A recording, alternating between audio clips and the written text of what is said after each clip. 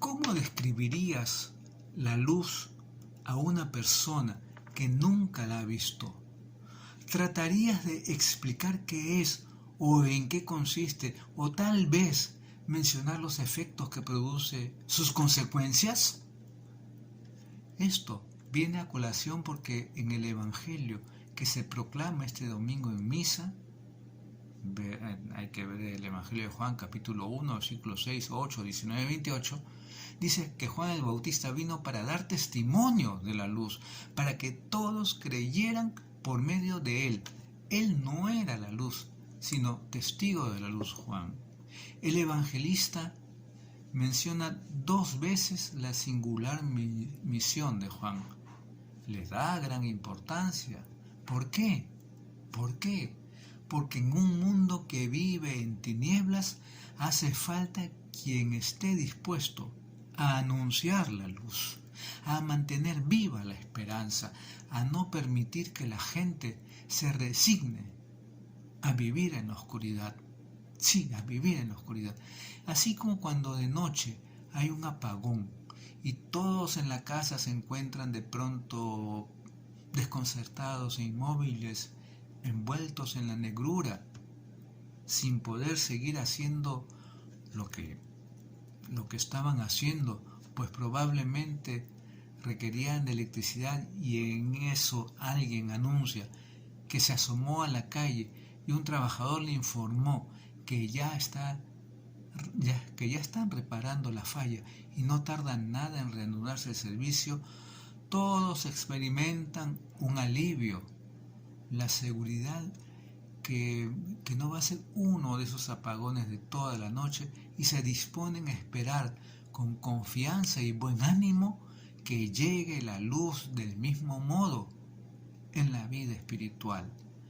Cuando se vive un apagón, cuando se queda uno sorprendido por la oscuridad del mal que le rodea, o por la oscuridad del pecado en el que cae, o por la oscuridad de la ignorancia de las cosas de Dios, cuando se queda uno paralizado por la negrura del temor, del desánimo, de la inercia, de no saber a dónde ir o cómo superar aquello, qué felicidad que haya alguien que dé un testimonio de la luz, alguien que anuncie que la tiniebla no llegó para quedarse, que viene y no tarda aquel cuya sola presencia ilumina, restaura, devuelve la paz y la esperanza.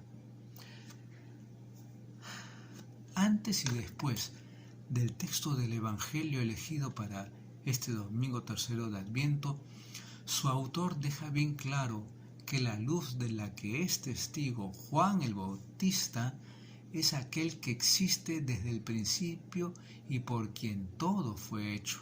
Lo podemos leer en el Evangelio de Juan, capítulo 1, versículos del 1 al 5. Aquel que es luz verdadera, que ilumina a todo hombre que viene a este mundo. Estamos avanzando en el camino del Adviento, y este tercer domingo tiene el apelativo de Gaudet, o gozoso, porque anuncia que ya pronto podremos celebrar que aquel que es la luz puso su morada entre nosotros.